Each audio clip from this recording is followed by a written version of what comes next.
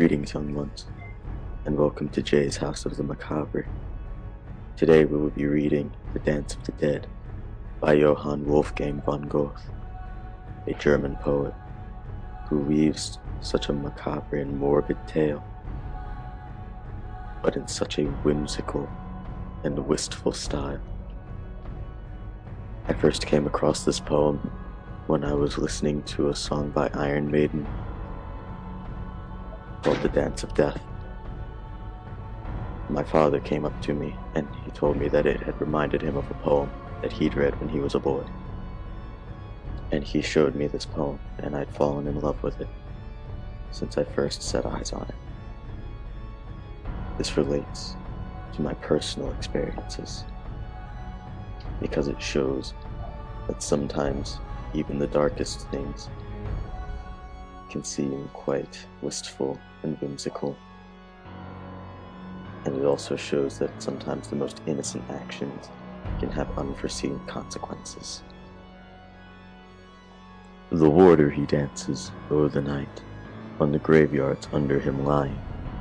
The moon to clearness throws all by her light, the night with the daylight is vying. There's a stir in the graves, and forth from their tombs the form of a man, then a woman next looms, in garments long trailing and snowy. They stretch themselves out and with eager delight join the bones for the revel and dancing. Young and old, rich and poor, the lady and the knight, their trains are a hindrance to dancing, and since here by shame they no longer are bound, they shuffle them off and lo, strown lie around their garments on each little hillock.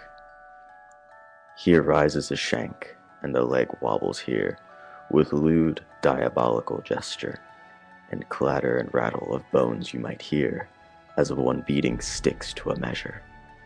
This seems to the warder a laughable game. Then the tempter, low whispering, up to him came. In one of their shrouds go and wrap thee.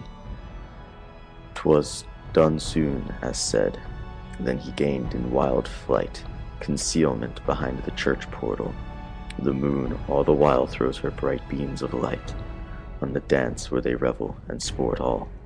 First one, then another, dispersed all are they, and donning their shrouds steal the spectres away, and under the graves all is quiet. But one of them stumbles and fumbles along midst the tombstones, groping intently, but none of his comrades have done him this wrong.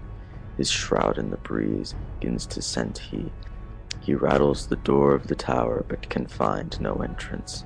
Good luck to the warder behind, 'tis barred with blessed crosses of metal. His shroud must he have, or rest can he ne'er, and so without further preambles the old Gothic carvings he grips then and there, from turret to pinnacle scrambles. Alas for the warder, all's over, I fear. From buttress to buttress in devilish career he climbs like a long-legged spider. The warder he trembles, and pale doth he look. That shroud he would gladly be giving, when piercing transfixed it a sharp-pointed hook. He thought his last hour he was living. Clouds cover already the vanishing moon. With thunderous clang beats the clock a loud one.